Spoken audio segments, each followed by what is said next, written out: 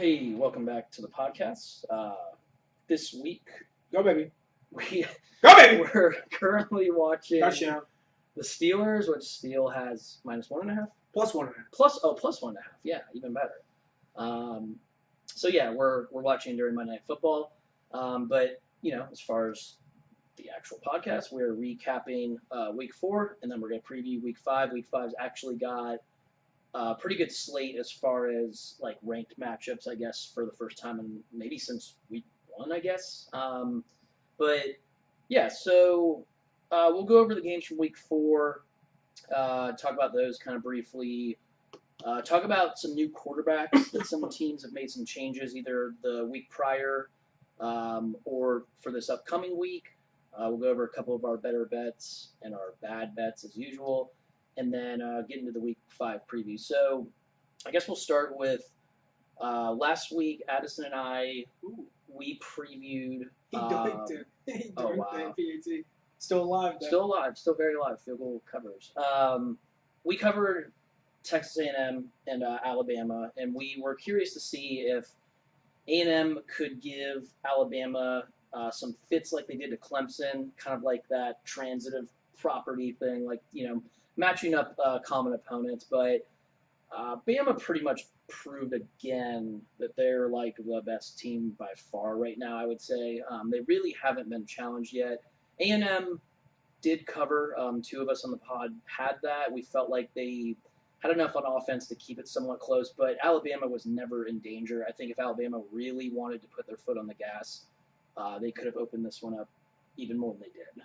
Yeah, so I think what we kind of talked about in the preseason previews is how we kind of anticipated Bama's offense being pretty good.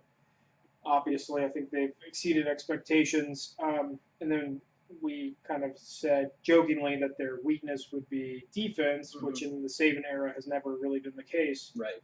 And they gave up some garbage points to Louisville week 1, and other than that, they really haven't given up much, which I think is the kind of the scary thing to think about is their defense doesn't have to be good now, and to think what Saban and his coordinators are going to be able to get out of their players, 6-7 weeks from now on the defensive side of the ball with an offense that's already humming, churning out 62, 57, 51, and 45. I mean, that's kind of gross. Yeah. And you would kind of think, looking at giving up 23 points to Texas A&M, kind of thinking like there might be an issue on defense when they still won by 22 points. Yeah.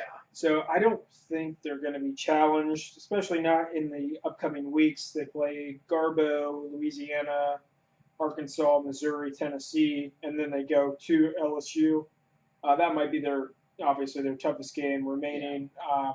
Depending on how you weigh it with Auburn, but they are. I like to say everybody's playing for second as of right now, especially with that defense probably going to be obviously much improved later throughout the year. Yeah, I think Addison and I mentioned last week that we were really impressed with how their defense did against Ole Miss, like a team that we thought actually would score some points against them. Not to relive that bad beat that we took on that over, but I think I don't really have anything to say besides what Steele said about it. I mean, Alabama, I think we saw Vegas right now, as far as like the playoff contenders, like the teams that I think everyone feels are like national title contenders, Alabama would be favored right now on a neutral field by like 10 points over all of them. Like OSU, they were 9.5. Georgia, they were 10. Clemson, 10.5, I think, or something like that. Oklahoma, 2 full touchdowns. I mean, that's a lot of points when those teams should be like pretty much pick 'em type of games, So, and that's what we said in the SEC, conference preview pod, that this is the first time in a long time that we also remember Alabama's schedule actually being like somewhat soft, I would say. Like it's just, there's just, and maybe it is because they are that good that it is a little more soft, but like LSU might be better than people thought, but do we actually think LSU can keep up with Alabama? Like I feel like that is at least a 17-point spread, no matter where they play. So it's going to be interesting moving forward. But A&M, I think they're actually like I don't take anything away from A&M as far as like I don't No, think they're two worse of a team. Their two losses are to Bama and Clemson, right, and they competed in both games. right. Should have and could have beat Clemson. It could be argued they should have won that game. So, So in terms of like a betting perspective, I don't downgrade A&M going forward. right. Competitive team that's going to get better, especially when Jimbo and Elko get their guys in there on O and D. Ooh, ouch. All right, so yeah, or sorry, did you No, have anything else? that was about it. Yeah. All right, so yeah, Bama's really good.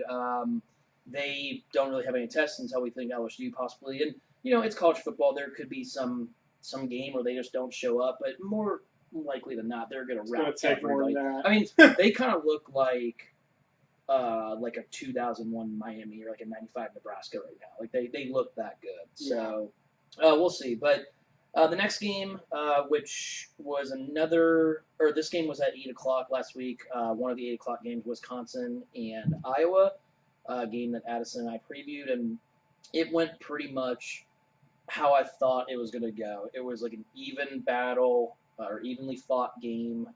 Iowa had more yards per play, but they lost the turnover battle 3-0. If that happens, you usually lose games against opponents that are as good as you, if not better. I felt like Wisconsin, going into Kinnick at night, rebounded pretty well after the BYU loss. I was actually pretty impressed with Hornibrook finally. He looked like the guy that we thought he would be, but it is one game. I want to see more from him in that sense. But, it was pretty much as expected. Iowa played ball control. They played good D, struggled a little bit on offense. Wisconsin, ball control, same thing. Defense played all right. Yeah, I mean, I don't think you've learned much from this game, to be quite honest with you. Kinnick at night against a sound, well-coached Iowa team. Mm-hmm. It's kind of, just kind of what you expect. It's not like Wisconsin, went into SEC territory and beat somebody by 21, 35 points, something crazy.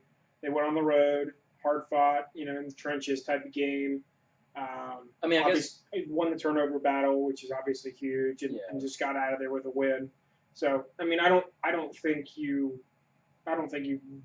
put Wisconsin back up into the upper echelon type of teams just yet, until they kind of prove it on another field, maybe against a Penn State or like Ohio Michigan, State or something.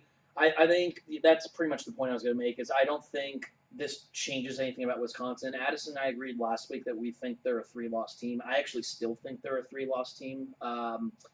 Could they prove me wrong? Possibly, but I guess I'm banking on them losing to Penn State or Michigan. And then this game was only important in a sense that I think it's going to go a long way as far as deciding the Big Ten West champion. There's no other team in that division that's going to be capable of winning that division right now, unless Purdue goes on some crazy run, I guess. But I don't think Northwestern's good enough. I don't think Nebraska's clearly not good enough. Minnesota's not good enough. So I think you could see Wisconsin still lose to Penn State or Michigan and then still play like Ohio State or Penn State and lose that game. So, but yeah, so we want to see more from Wisconsin. But the other game, which I mean, damn it, Oregon. It's frustrating. I didn't even have a bet on this game, but it was just frustrating to see that they should have won this game like in 8 different ways, and they let Stanford hang around. Stanford once again was really inefficient on offense. Kind of struggled to run the ball a little bit. Costello's looked pretty good. It's actually really weird that Stanford's saving grace has been like explosive plays in the passing game. Yeah, so with Bryce Love still in your backfield. Yeah, so like I think whatever. I give credit to Stanford for like staying in the game and like. Actually, no, I don't. I just think that Oregon blew it. Like they should have won the game. It was as far as yards per play. Like I think Stanford had some more based on the fact that they were basically like boom or bust, like explosive play or not. But Oregon was more efficient. They controlled the chains. Like I think they had 10 more first downs than Stanford. They really should have won this football game. But later in this pod, we're going to preview your boys playing them. So what was your takeaway from Stanford and You'll like this. Okay. I didn't watch a snap. Okay. I was watching other things. Did not tune into this one. Saw Oregon had a early lead, and then woke up at 2 a.m. or 3 a.m. and refreshed the Gamecast in my sleepy state and saw Stanford rallied. And as a Notre Dame fan, I said, okay, great. Yeah, That was about it. I did not watch a single snap of the game. I mean, I guess it probably is better for Notre Dame in a sense, or anybody that's going to play Stanford, that it will look like a better win with them being undefeated and being higher ranked. You probably didn't see this then. Like, Oregon, as I alluded to, could have won this game in like 8 different ways. Now, what I mean by that is there were different points in the game where they could have closed it out, and they just refused to. There was a point at the very end of the game where Mario Cristobal could have kneeled it twice, and then if Oregon would have punted, Stanford would have had the ball back with 10 seconds or less, like in their own territory, okay? Instead, he decided to run the ball twice, like hand it off twice, and the running back fumbled. And that's how Stanford got back in the game at the very end. And there were all kinds of plays leading up to that point where Oregon could have closed the deal, basically.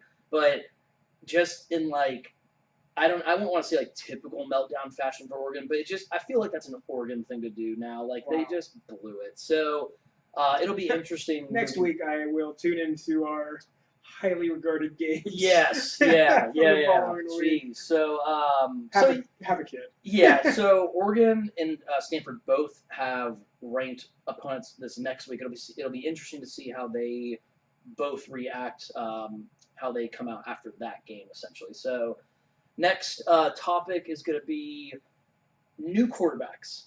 Throw a little wrinkle in here. Essentially, there's 3 teams that are somewhat relevant, 2 that are way more relevant than the third one, I would say, that either started a new quarterback last week or they're going to start a new quarterback this week. The first one, we'll just get into it. Your boys, Notre Dame, they decided to make a switch from Brandon Wimbush to Ian Book. And Book it. Yeah, Book looked very, very impressive, very in command against Wake, a game that a lot of people were – that's a big play. A game that a lot of people were actually saying, like, Wake could win outright, or, like, Wake was definitely going to cover. There's a lot of hate for Notre Dame, and I think a large part of that was due to Wimbush not being able to effectively move the ball through the air. But now that Notre Dame – it's one game, but it looked like more balance, more of an aerial threat. What was your takeaway from that? Yeah, definitely. Book's obviously a better passer. There were a couple instances where he was releasing the ball before guys were out of their breaks, and the ball was leading into a receiver's route where it was supposed to go, and not throwing to a player, but more so a spot. Something that Wimbush struggled with mightily. There was no secret that, the coaching staff was growing kind of, irritated with him. And honestly, from all accounts, some of the players were as well, where he wasn't able to distribute it to their playmakers and get the ball to guys in space and just say, go make a play. Removing him from the field hurts Notre Dame's rushing attack because he isn't an elite runner, obviously. But with I wouldn't call them a stable of running backs, but the group that they have are pretty serviceable. They get Dexter Williams back, who's going to upgrade that unit as well.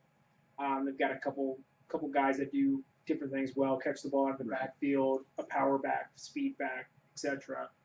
I think BK, it was a kind of a roll of the dice type move, but I don't want to say he saw what Bama was doing or he saw what Clemson was doing, even though Clemson has just now transitioned into Trevor Lawrence being the starter. But he saw a season on the verge of being lost due to his quarterback play. So him and his coaching staff made the decision to kind of pull the reins back before they suffered that loss. And no disrespect to Wake Forest, but obviously they were going to do it in that position compared to against Stanford or maybe a Virginia Tech team who we thought had a good defense. Yeah, we'll get to that a little bit too. But Wake had a bad is the right word.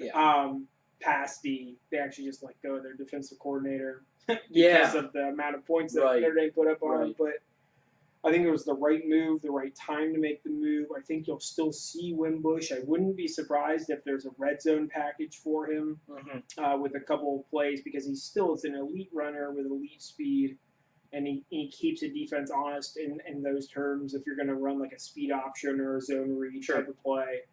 And he has a cannon of an arm, so to put him in there and to try to fool the defense to maybe think it's a run play and do some sort of trickeration over the top play, he still has the cannon of an arm to do that as well. So by all counts, it looked like a genius move with the type of offense that Chip Long and Brian Kelly were able to put together against Wake.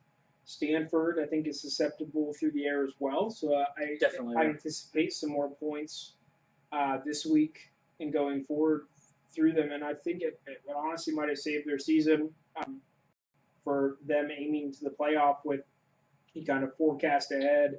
Their schedule does not forecast as difficult as a lot of people thought it might have been. Yeah. With Florida State being way below what we thought. Yeah. USC, terrible. Virginia Tech, terrible.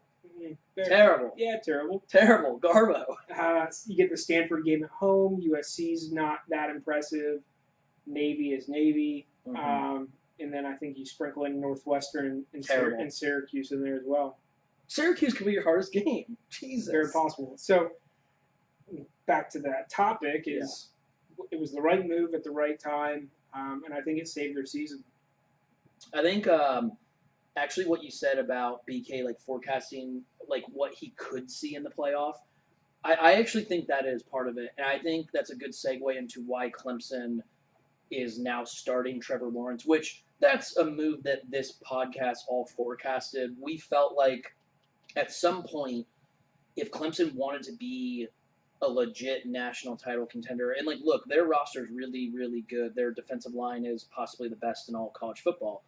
But offensively, the last 2 years, they haven't been quite what they were. Now, I'm not going to say quite what they were with Deshaun Watson because you aren't going to be like that again, and most likely. But I think Dabo, just like BK, saw what this team is capped to, what they're limited to being with Kelly Bryant. He's actually played pretty well this year, but they've been more explosive and they've been more efficient with Lawrence, the true freshman. So Clemson's finally making that move, coming up to where we're getting into conference play. And to be honest, I think it's going to be a little more smooth for him in a sense of like the transition, just because I think the ACC is a lot worse than we thought it was going to be. And so I think Clemson's going to, unless they really beat themselves, they're going 12-0 and they're going to make the playoff. And they want to get him as many reps as they can before, like we said, these coaches are forecasting what they see from Georgia, Alabama, and Ohio State. All three of those teams have moved the ball pretty much at will against anybody they've played, and they know that they're going to need points. Like in this day and age in modern football, you still need good defense to compete, mainly on the defensive line, I think, but you're going to have to score points. It's the days of being able to go in there with a shitty quarterback, like win the game with just defense and field position. I don't think that really exists anymore. I think you're starting to see that in the NFL too. And that a lot of that's based on the rules, based on the spread offenses. So I think Clemson and Notre Dame both made the right moves. We'll see moving forward. Like we said, it was one game for Book. He could look atrocious against Stanford. I don't think so, because as Steele alluded to, Stanford let talented quarterback and Justin Herbert in his own right tear them up. And Stanford's been susceptible through the air. But we'll get into the Stanford Notre Dame preview just a little bit more in a little bit here. But the third quarterback that I'll mention real briefly, I don't think we care on this podcast that much, is N'Keal Harris for Miami is replacing Malik Rozier. Rozier's terrible. I think Mark Richt is just making this move to kind of save their season too, even though I don't know if he truly... What the fuck? Why is that wall there? Why does he not know he's next to the wall? Yeah, that too. Why he's trying to catch the ball 8 yards out of bounds. Anyway. Yeah, so holy shit. He out.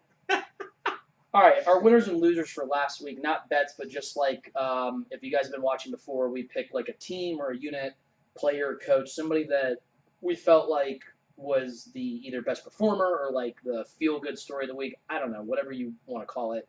I'm going to go with Texas Tech for my winner of the week. I felt like this is a program that's been kind of like dogged for having no defense forever. A team that we felt like was going to be possibly like a cellar dweller in the Big 12 besides Kansas, who actually has exceeded expectations already. But Texas Tech went into, or was it home? I don't remember. They played Oklahoma State and basically owned them. Yards per play, outgained them by, I think, maybe a few yards per play. Defense actually played well for once.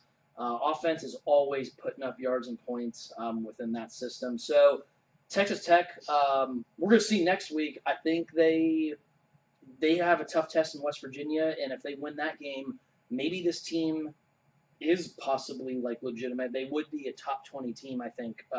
They would be ranked in the top 20 at that point. So they're my winner. My loser is clearly Virginia Tech. They lost to Old Dominion. This loss is being compared to like Michigan losing to Appalachian State. I mean, the spread was 28. There's been bigger spreads that teams have like won outright, I think. Yeah, Stanford against USC when Harbaugh was there. Yeah, It but was like 42 or 49. But I think in the manner that VT lost, like giving up over 600 yards of offense That's a lot. to Old Dominion, who lost to Charlotte the week before. Well, they were winless. Yeah, not good for Virginia Tech, and they also lost their starting quarterback for the year in this game also. So for Corey from Denver, this was a very, very bad week to say the least. Embarrassing. Yeah, embarrassing is the right word. So let's just frame it here. Yeah. They went to Old Dominion and lost. Yeah, it's a team that was ranked 12th, a team that people were talking about, maybe like sleeper ACC champion after they basically beat down Florida State, but now we've seen that it was just two pretty much fraudulent teams, most likely. Yeah, so they went to Old Dominion, and Corey from Denver was framing it as a possible good recruiting trip for him for the 757 guys from Virginia. No, I believe. No, now they're going to Old Dominion, and now that exactly now they have they've lost all control of that ship. Trayvon Hill been dismissed from the team. Apparently some issues there. And they were my losers of the week too. Okay. I should probably have said that. I mean, how are they not everybody's loser for the week? Yeah, that was pretty bad. Winner of the week, I'm going to go back to the well, where past winner, Kentucky, a basketball the school. Blue Cats, as we like to call them. Yeah. Not a basketball school only anymore, and Football school. Book it. I mean, they've got a schedule that is aligned for a possible run at this SEC East Championship. Yeah. So They get Georgia at home, don't they? They do. Ooh. Yeah, they do. This could be interesting. Yeah, they've already have notches under their belt with at Florida and home against Mississippi State. I checked it out. And earlier. manhandled both those teams. And they have South Carolina coming to town, which I believe they are home dogs now. To that line that shifted that Kentucky is a home dog. Are they? They started as a dog, and I thought they were favorites. Now, either way, it's been within 1.5 points, I believe. Yeah. So they're my winners of the week because they keep churning out some victories impressively. I tell you what, man, they can run the ball and they can stop the run. Yeah, they're tough. They're physical. They're home against South Carolina, at A&M, home against Vanderbilt, away against Missouri. And then home against Georgia. Yeah, it'll be interesting. It'll be interesting to see. A couple other, and then at Tennessee. I'm telling you, they're not going to be down in the water like they typically are. Yeah. All right. So Kentucky winner for the week. Texas Tech winner for the week. Virginia Tech clear loser of the week. So we're getting to our bets real quick from last week. The pod is still. I was the only winner. Still was the only winner. Just like in week one, I think are slightly below 500, which is kind of embarrassing. But it's week 4. We have a lot of time to turn this around. I'll kind of go through the other two guys real quick, and then we'll get into ours. I'll give one for each person, I guess. Corey had, I would say one of his better bets was Florida -4 at Tennessee. He told us during the week he felt like his gut and the line did not really align with this. He felt like Florida was way better than what this line indicated, kind of a stinky line maybe. And he was right. Florida laid it to a really poor Tennessee team, which what's changed in the last 10 years with Tennessee? I mean, I feel like every week we're talking about Tennessee being awful at everything. So that was a good bet by Corey. His worst bet of the week was, in fact, his Virginia Tech Hokies minus 28 at Old Dominion. They lost outright and gave over 600 yards of offense again. So very bad bet on that part. Addison, I would say his best bet of the week, Texas Tech, he had plus 14. They stomped Oklahoma State. They won outright by a lot. I think it was maybe potentially 4 touchdowns. I don't remember the exact score, but he nailed that one pretty good. His worst bet, I would say Rutgers plus 6. Rutgers is they are confirmed dumpster fire. They lost to Buffalo, MAC school, by I believe 30 points. I think it was like 34-6 or something like that. Whatever. Who cares? They lost, and they lost by a lot. So Addison with his Big Ten pride backed Rutgers. Not a good bet. Do you want to give, I guess, your best bet and worst bet or whatever? I think the over 68 Nevada versus Toledo. I think there was over 100 points scored. There was. Yeah, that game was over. I think easily into the third quarter. Yeah, maybe even close to halftime. Yeah. One of my worst bets was Liberty plus 14 against North Texas, and they got run out of the stadium. Yeah. Navy, I feel like this was an okay bet. It was a loser, but they were -7 against SMU, and they rallied to force overtime, and then actually took a 7-point lead in overtime, but then of course got scored on, and SMU went for 2 like bastards and got it. And once they made that decision, my bet was toast either way if they got it or didn't. Oh, fumble! And we're going the other way with it. So, that would probably be my worst bet. It's definitely Liberty plus 14. Okay. I would say my best one, and I only had 4 winners this week. I went 4-7, so not the best week. I think there were a few plays for this podcast this week that I'm not trying to make excuses, but they were a little bit more rough beats. Like 3 of us, well, actually, you had as part of a parlay. All of us had Illinois on Friday night plus 28.5. They were up 24-21 in the third quarter and gave up 42 unanswered points to Penn State. Let's rewind here and go back to the loser segment because we forgot to mention them. Yeah. How do you have a plus 31 ticket late in the third quarter 8 minutes and of the lose? third? Yeah. So Illinois defense and Lovie Smith can be chalked on to the loser segment. I would say they're right there with Virginia Tech. Yeah, because I wouldn't say quite there. They were expected to lose this game by a good amount, but holy shit, plus 31 ticket, and you just straight up don't even you blow the game, but Penn State covers by 11 points, so it's embarrassing. But that one was unfortunate. I would say though, my worst bet was Minnesota plus 3 at Maryland. I just had a misread on this game. Maryland, Steele had Maryland. He likes to let me know that. Maryland looked more explosive. They looked like there was no hangover from the poor performance the week prior when they lost. So Minnesota got blown out. Not a good bet, but I would say my best bet was Virginia minus 4.5 sup. Yeah.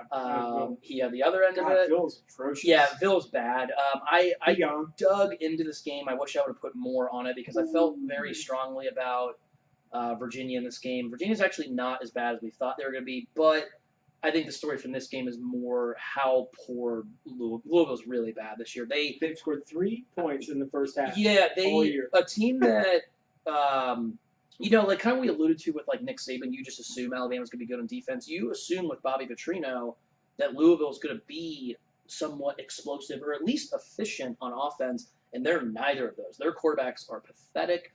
Their defense is not that good, Brian McGorder, so they're very bad. But those were our bets, winners and losers for the week. So let's move on to our Week 5 preview. And I think we're going to briefly cover the 3 lesser tier games as far as ranked versus ranked opponents. We got 5 ranked versus ranked games this week. So we'll start with West Virginia, Texas Tech.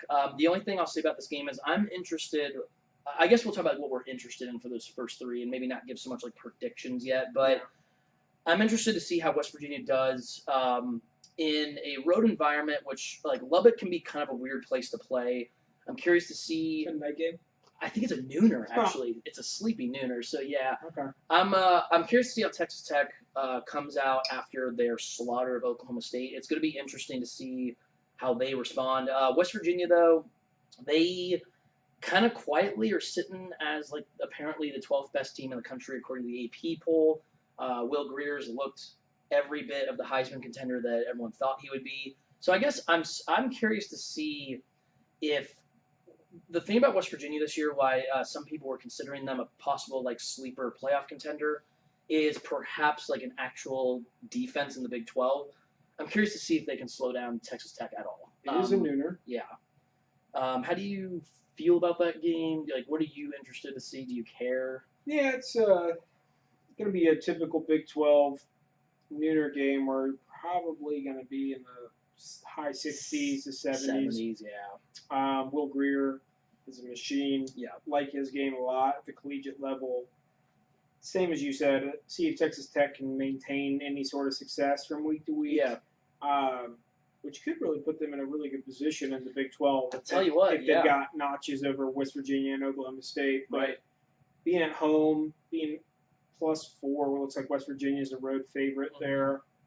I would lean on just the over. Probably wouldn't play either total. If I did, I'd probably take West Virginia because I don't see Texas Tech maintaining. Yeah, I would agree with that. I think on the surface you would feel like you would take the home team that you think could keep up, but I think West Virginia is the team that's capable of getting an extra stop or two, and I trust Greer more than I trust like the Texas Tech quarterback, I guess.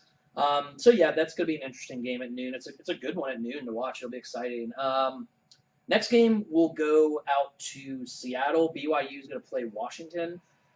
In the beginning of the year, I never would have thought this game would be interesting at all, but BYU, after their basically just like physical dominance over Wisconsin, is now the 20th ranked team in the AP poll. And I guess what I'm interested to see in this game is, can BYU essentially out physical Washington like they did Wisconsin? Because Washington actually is somewhat physical, but I guess what I'm curious to see from the other side of the field is Washington's offense to me is not what I think people were expecting it to be this year. And I really doubt the Pac-12 as far as having like an elite playoff contender. We talked about that before the year began, but I think there's going to be a struggle to get points in this game. I would suspect, like looking at the under, perhaps maybe BYU plus 17.5 or 18. I think they could keep this game potentially close. Yeah, I don't see the decision being a 20-point game. Yeah. I would honestly strongly lean on trying to find some value on the BYU money line. Yeah. Honestly, BYU's proven that they can go on the road and compete. I think Wisconsin and Washington are going to be similarly built because I don't think the passing game for Washington has been what people actually thought it would be. Browning's overrated. I mean, you got BYU's only loss in the year was a 3-point loss to Cal, who will segue into their game here in a minute. Yeah. Who's also undefeated and kind of surprising fashion. Quiet, like West Virginia, I think. Yeah. But like you said, I mean, in a game that the spread kind of says that it's not going to be close, but my numbers and the way that I break it down is I think it'll be a lot closer. So I would lean BYU in the under as well. Yeah, I think this is a game that I would say I'm going to bet this game, and I like BYU too. So we'll move out to the Bay Area. Oregon, coming off their disaster against Stanford, is playing at Cal. I don't know a ton about Cal this year, to be quite honest, but they seem like they're pretty well coached. Corey from Denver likes to talk them up. I guess what I'm interested to see is how does Oregon handle the heartbreak, being at home at night, their first real football game of the year. Addison and I last week alluded to the fact that Oregon has not played a real football game this year until they played Stanford in a game that they had in their hands. They had it in their grasp and they let it go. So I'm curious to see how Oregon rebounds. I'm curious to see if Cal is possibly a legitimate Pac-12 contender. Yeah. The line's 3. I think I think it's Oregon -3, I believe. Right. So, yeah, Oregon is a road favorite here, coming off a loss, and we always talk about value, whether a point here or a point there, and I think that scale can move both ways. Sure. Where Oregon is still a favorite coming off a loss and going on the road. Yeah. Which should tell you that the metrics favor and suggest that they're the far superior in terms of talent. Yeah. And I think they're going to go on the road and they're going to cover it. So a more feasible line. They're probably downgraded a bit, obviously, coming off a loss. If they didn't lose to Stanford, what do you think the line would be? Like 12? Yeah, I think they're pretty undervalued in the spot. I mean, I maybe 10. Yeah. So I think you're going to get a couple of points worth of value if you're on the Oregon side, because I think a lot of people have downgraded them and actually upgraded Cal. Yeah. Which I think is the right position to be in. I think Cal is better than people thought. Yeah. But I think with the number being so thin there at 3 points, I would lean Oregon as the road favorite and wouldn't be shocked if they poured it on. I'm with you on that. Yeah. In terms of maybe a 42-20 or 42-14. Yeah, I actually want to watch this game. It's the 10:30 game, so you get a nice little Pac-12 after dark treat after the two premier games that we're going to get into in a minute here. Right. So yeah, I'm actually with Steele on this. I think it's a stinky line. We've talked about this. Oregon, why is it only 3? But they're coming off a heartbreaking loss, road favorite, as Steele said. Everything he said applies. I think Oregon, there's potential for Oregon to run away with this thing, in my opinion. So, should be an interesting game. But let's move into essentially the two main events, both kind of annoyingly at the same time, I believe. 7:30. Washington BYU is also 7:30. Apparently, you need to be in a bar to watch all of these or have 3 TVs. Many TVs. We'll go to OSU and Penn State. We'll go to Happy Valley first. This is obviously a huge game. This is possibly the biggest game so far of this early college football season as far as playoff implications are concerned. I think this game could decide the Big Ten East. Now, Michigan, after their loss to Notre Dame, they're kind of quietly taking care of business. They haven't played anybody since then, so we'll have to see with them. But I think Michigan State's clearly out of the picture in the Big Ten East, in my opinion. I think it's down to a 3-team race, as we on this podcast thought it was going to be. I guess, and we're going to kind of dig a little more into these games because not only because we're fans, but I think they just mean a little bit more. We care a little bit more. It's our podcast, so we can do what we want. I think I've watched a good amount of Penn State this year. I've watched, obviously, as an OSU fan, watched all their games for the most part. Been kind of annoying on that front. Don't want to get into that. Wedding season. Yeah, wedding season.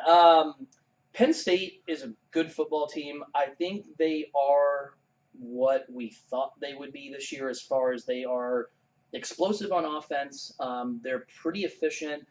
Their defense, however, is a little bit softer than I thought it was going to be. At the beginning of the year, I picked Penn State to basically win this game. I thought no matter if Urban Meyer was back or not, I thought Penn State would win this football game. They always play as tough in Happy Valley. They always play much better at home anyway, as a lot of teams do. But I think after seeing Penn State play Appalachian State, who is not a bad team, you guys have to understand Appalachian State is actually a pretty solid team. But in the manner that Penn State gave up yards against Appalachian State, against Illinois, they were getting blown off the line of scrimmage against Illinois, who is not a good football team. They're improved, but they're not good. They gave up some yards against Pitt on the ground and kind of like a slop fest, but took care of business by blowing them out. I think that both these teams have some defensive holes. Ohio State's is more on the back end, the back seven. Penn State's is more on the front seven. I think this game has shootout written all over it. Sorry, God. I mean, I'll let you go, and then I don't want to talk for 10 minutes about it. I'm going to. Okay, so I guess what I'll say is I think the line's around 4. Ohio State doesn't have Nick Bosa in this game. That could be a big deal. But I guess I trust OSU in Dwayne Haskins a little bit more than I trust. Like, I trust OSU's defense to get 1 or 2 extra stops if need be than I trust Penn State's. Now, is that bias? I don't know. It could be. I think Ohio State's thing this year on defense is they have been susceptible to giving up big plays. But when they haven't been giving up the big plays, they've actually been pretty competent on defense as they usually are. Penn State, on the other hand, it's not necessarily as many big plays. They just haven't been as efficient. They've been getting blown off the line of scrimmage. They've been giving up a lot of, like, I don't want to call them like chunk plays, like a lot of like those 8-yard run, 6-yard run, 10-yard pass, 8-yard run, like a lot of stuff like that where they're giving up yards. So I think their thing, it's going to be like the TCU game where, like, I think whoever scores in the red zone, whoever forces the other team to kick field goals in the red zone, whoever doesn't give up the big plays, that's going to be the team that wins. The reason I brought up trusting Haskins a little bit more is I think he is more accurate and more careful with the ball. I think McSorley has a tendency when he does get into some chaotic environments to just kind of throw the ball up sometimes. So I would lean towards OSU being able to get like an extra turnover or two, which could turn this game. So I do think Ohio State wins. I actually do think they cover the 4, but I think it's going to be within probably like a touchdown. Very astute. Very accurate observation. I trust my boys. Let's go. I saw the line earlier on offshore books at 4.5. Mm-hmm. I think obviously you don't want to get the best of the number for any game. Right. I mean, this game doesn't mean any more. Right. To get that hook or not. You always want to get the best number. I would take a as talented or comparable team talent-wise at home getting 4.5 points blindly without knowing who's playing who. But once you kind of unveil the mystery of who the teams are, I think OSU definitely would be my pick. Ooh, almost got it. Almost. If there was a gun to my head and I had to play it, I'm not actually certain that I will play a side on it. And same with the total. From what I saw earlier this year, I mean, you already said it. Penn State's defense doesn't appear to be good. Yeah. Giving up, chunk plays to Illinois and a ton of points to App State. I think you could see Ohio State be in the 40s, pretty easily with their offense, the way they've been clicking. Conversely, I think Penn State's offense is going to do just fine against your leaky defense, whether that's through the air or even on the ground. I think if they kind of get you leaning one way, they've got the capability with their running backs and McSorley's ability to run it. If they just have to get off to a good start. Yeah. If it turns into kind of like a cagey like field position battle, I don't really see that taking hold. I think the offenses are going to come and air it out as much as possible. I haven't checked the weather actually, which is kind of a rare thing for me to say. Yeah. But I haven't checked the weather for Happy Valley for Saturday. But assuming there's no storms blowing in and affecting the passing game or anything like that, I would lean over. And like I said, knowing the teams and the spread and everything, I would actually lean Ohio State with the 4.5. But blindly saying home team with comparable recruiting talent, sure, game 4.5. The blind test would say take the team at home getting the 4.5. But I think Ohio State's playing on another level. Urban's back. I think he kind of got probably some cobwebs out, so to speak, in terms of working a little rust off. Coaching if there were any. Sure. And I just keep going back to thinking about what I saw from Penn State's rush defense against Illinois, and it wasn't impressive. And obviously, Ohio State's got way more talent in terms of running and passing the ball. So lean Ohio State, but quite frankly, I probably won't play either side of it. And I think Ohio State, gets the win and continues on their path to the playoff. Yeah, I think if this game's, I think it's bigger for Penn State because if they lose, I think it's a lot more difficult for them to get to the playoff. I think. Oh, sure. If OSU loses, I think there's still a shot that they could get in. But I think if OSU wins, it's going to be really tough to unseat them in the East, I think. So I'm with Steele, though. I would probably lean over, and I would lean OSU. I actually don't know if I'll bet the game or not. I try to avoid betting OSU games, but if I feel like they're definitely going to cover, then I usually bet them. But then it worked out against TCU. So let's move into your game then, the other heavyweight matchup essentially between Stanford and Notre Dame. And we started to somewhat touch base on this just by talking about Stanford, Oregon, and the transition from Notre Dame to Ian Book. And, you know, I think, like I said before, I think Stanford's susceptible through the air. I think they're quite a bit overrated, to be honest, because I think they, for the last few years, have been quite inefficient on offense. I like David Shaw as a coach, but I just think they could do better as far as moving the chains, being more consistent. When they go up against what I consider to be a very good Notre Dame defense, I think it's going to be harder to get like those chunk plays against a team like that. So I look for Notre Dame to actually kind of put the clamps down on Stanford, make it very tough for them to move the football.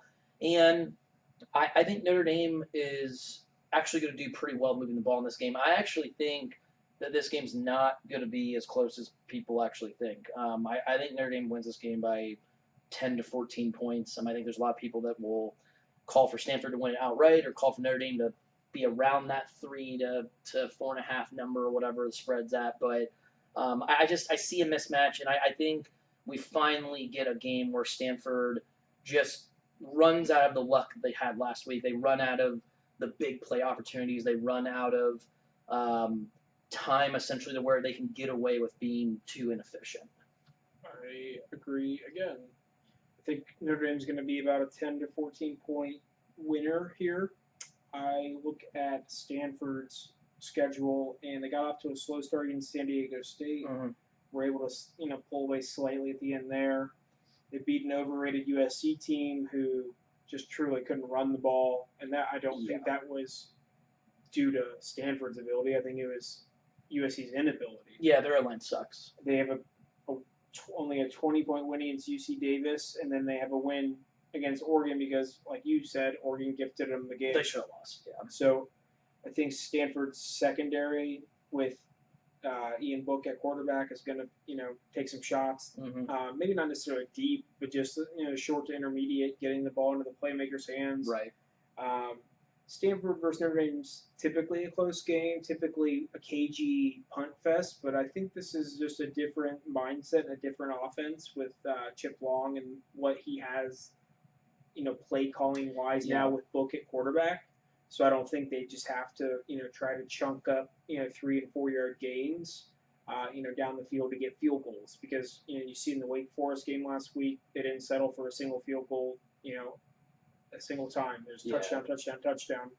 I think that's going to be the mentality, and I think it's going to be a season-defining win. If they do lose, I could honestly see, the rest of the season being kind of hit or miss in terms of offense or, wins and losses. But I think they honestly lay the hammer down. They win by about 14 points. I would actually lean the over. I like Notre Dame's defense, but I think one thing that they have working for them this year that they didn't last year is the turnover ability in the secondary. Their secondary was really bad last year, or I should say at least they didn't come up with a lot of big plays. Right. All those guys are back, and then you add in Alohi Gilman, the transfer from Navy, who people laugh because he's a transfer from Navy, but he's really fucking good. Yeah, right. So I think, nice play. Their ability to turn the ball over in the secondary is going to put Stanford in spots that they're not comfortable with. I think that's going to aid in the Notre Dame victory, but it's also going to force them to pass it a bit more. So I could see Notre Dame giving up, 17 to 24 points, but I honestly think they're going to score 35-ish. Yeah. Get not an easy cover, but a cover, and then win by 10 to 14 points. And march on towards the playoff.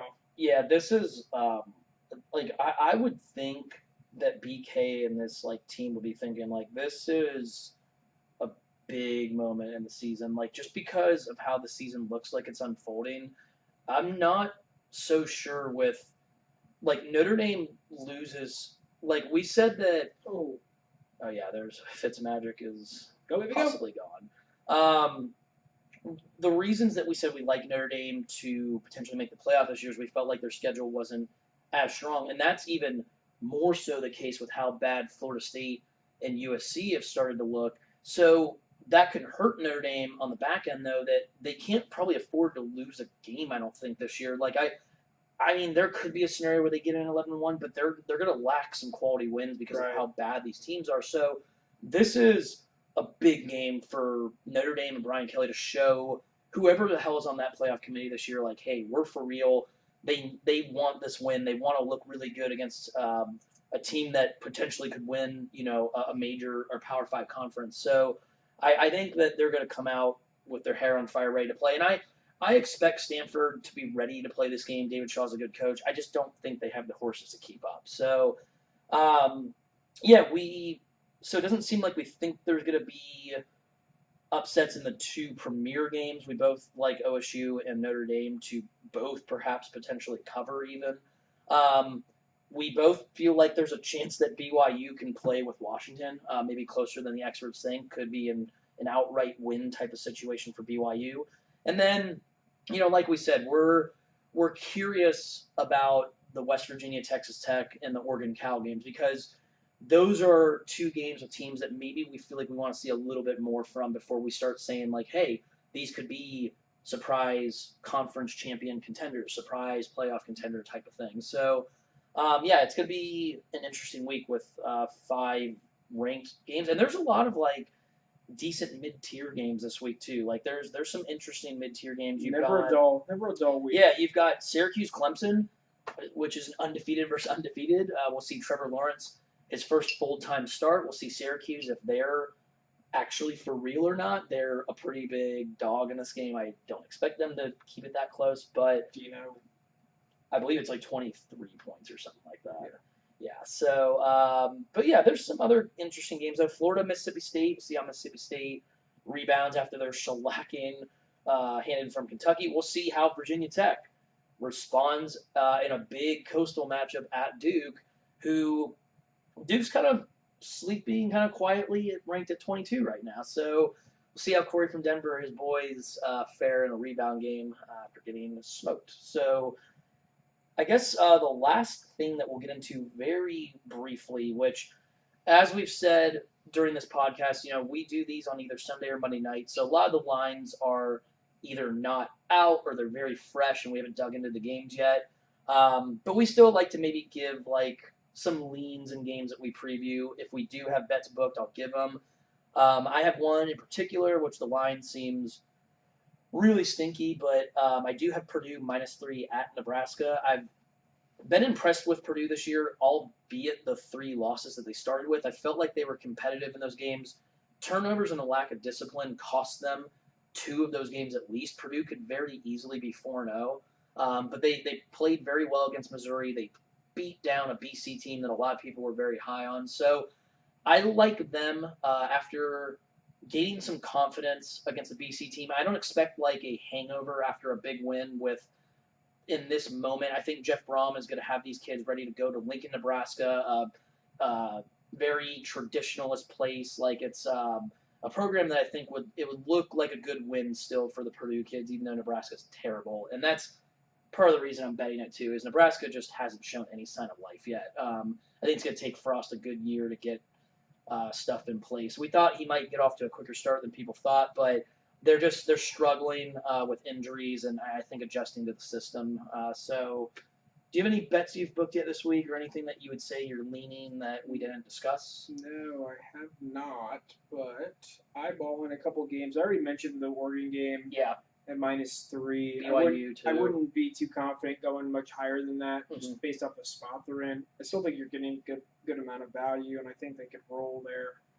But I wouldn't roll the dice with them that much. Right. Another one that pops off the page at me, which I really don't like laying this many points in this situation, but it is a situation that for both teams it kind of lines up kind of perfectly. Again, hey, the Fitzmagic's gone, everybody. The Tampa Bay Buccaneers, who were the best team in the league, are now not, and the Miami Dolphins are now the best, clearly. So, sorry, go ahead. Yeah, would be Baylor at Oklahoma. Looks like Okay. Oklahoma is about a 24-point favorite. Mm-hmm. I think Oklahoma possibly got their eyes, kind of just like a wide awake moment. Army, yeah. Army battled them in overtime, got their scare out of the way. So it could be a situation where they show up and they have a little hangover from that, or they show up focused and ready to go. And Baylor coming off a win, was it Kansas they beat down or something, right?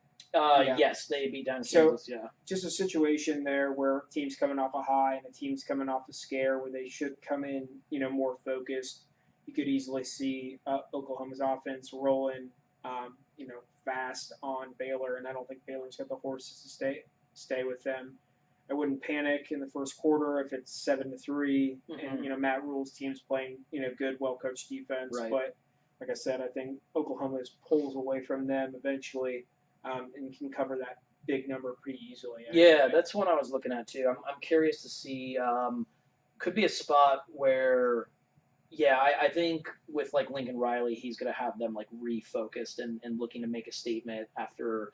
I wouldn't say it wasn't like an embarrassment. I mean, Army plays tough, but Oklahoma was a 30-point favorite, I think, at kickoff. So they definitely didn't play well. Army had a couple opportunities to win that game outright. Yeah. So I think Steele brings up a good point. I think it's a spot where you might see like a refocused, angry, aggressive Oklahoma team that's looking to lay it on Baylor, who's not quite there yet with Matt Rule. It's gonna take some time. We said 3 to 5 years maybe on the Big 12 pod preview. So yeah, I think that pretty much covers it though for the Week 5 preview, the Week 4 recap. If you guys have Pre-cap. yeah, I like recap. that. Yeah, that works too, I guess. But yeah, if you guys, as always, if you got comments, you disagree with stuff, if you have bets of your own that you want to put in the comment section, as always, I'll update the groups, the pod's bets for the week on either probably like Wednesday or Thursday. They'll all be up in the description section as always. So, any final words? Go Irish. Yeah, That's it. that's all I got. Go Bucks. Go Irish. And see you guys next time.